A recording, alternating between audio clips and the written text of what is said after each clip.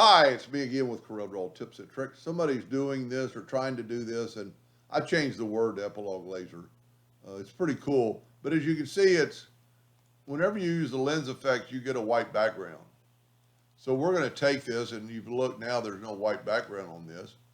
But if we take this and bring in a 12-inch circle or whatever size, we'll make it 25. And you put it into the center of these texts. Now the texts are all grouped together, so it's going to work. And then if you go to lens effect fisheye and then go to frozen, this is what you get.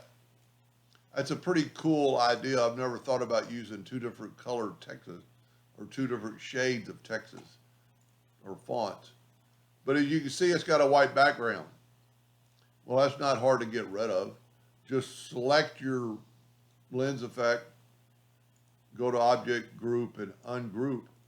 Most likely you're going to nudge probably the circle away first.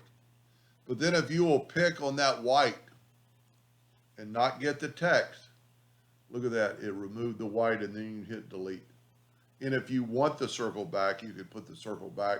You could change it to black, make it a different thickness to give it a little bit of look. I like that idea. I would maybe space the words out if I was going to do it so it would be a little bit more readable.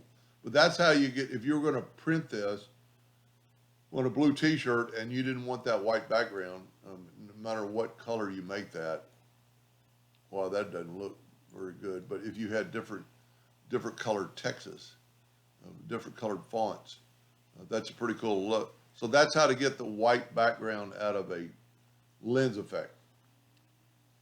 Anyway, I hope that helped. Thank you for watching.